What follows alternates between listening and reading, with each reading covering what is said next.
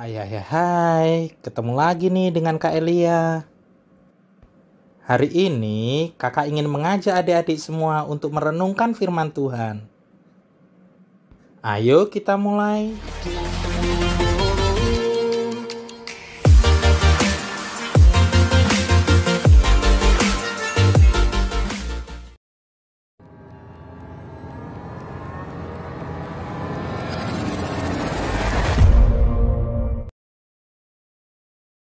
Shalom adik-adik semuanya. Kita bertemu kembali dalam Gerakan Cinta Alkitab hari ini. Adik-adik semua, firman Tuhan hari ini diambil dari Amsal pasal 14 ayat yang ke-30.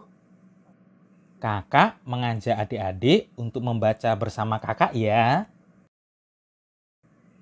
Hati yang tenang menyegarkan tubuh, tetapi iri hati membusukkan tulang. Adik-adik, untuk memudahkan kita dalam merenungkan firman Tuhan ini, yuk dengarkan cerita dari kakak. Shalom adik-adik semua. Adik-adik, iri hati itu apa sih? Kalau di kamus, iri hati itu diartikan sebagai suatu perasaan tidak senang atas keunggulan, keberuntungan, kesuksesan orang lain. Jadi kalau ada orang lain yang unggul, yang sukses, yang beruntung, yang mendapatkan sesuatu atau mempunyai sesuatu, lalu kita tidak senang dengan orang itu, maka itu adalah iri hati. Adik-adik, sebagian orang yang iri hati kemudian menyerang lewat ucapan maupun perbuatan. Atau ada juga loh yang menyimpan iri hatinya hanya di dalam hati. Orang yang iri hati itu biasanya tidak tenang di dalam hidupnya.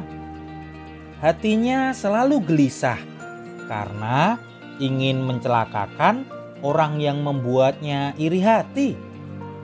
Adik-adik, Alkitab mencatat bahwa iri hati itu termasuk dalam daftar perbuatan daging.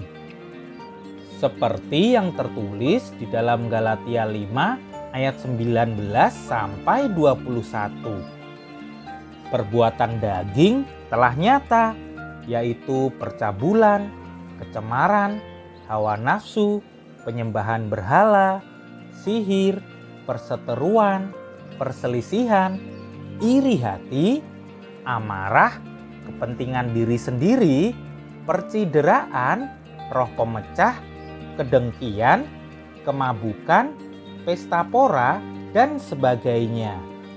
Terhadap semuanya itu kuperingatkan kamu, seperti yang telah kubuat dahulu, bahwa barang siapa melakukan hal-hal yang demikian, ia tidak akan mendapat bagian dalam kerajaan Allah.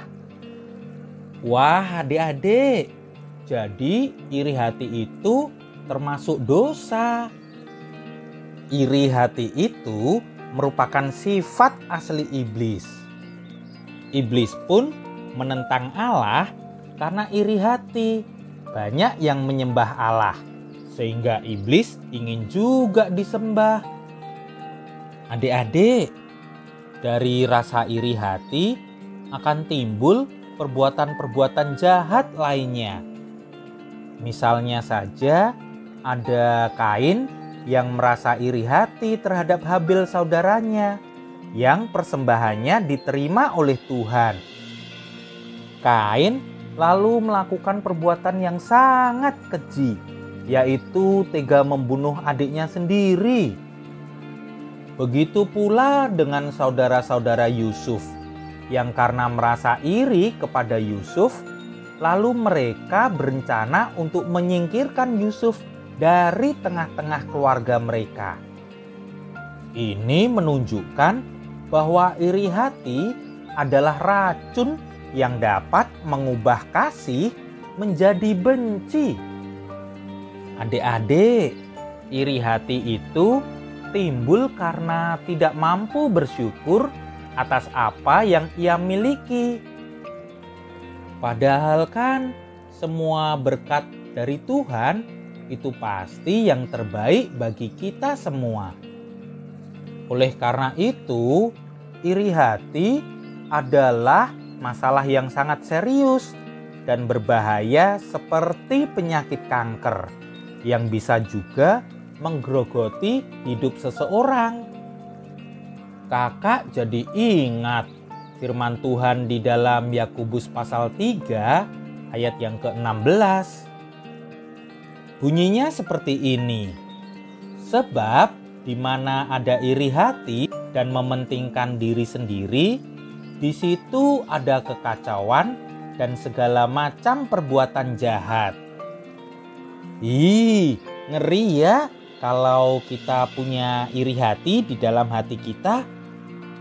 Oleh karena itu, kakak mengajak adik-adik semua untuk tidak memiliki iri hati terhadap orang lain. Yuk, bersyukur senantiasa atas apa yang sudah Tuhan berikan kepada adik-adik semua. Terus semangat ya adik-adik. Haleluya. Adik-adik, ayo kita berdoa bersama.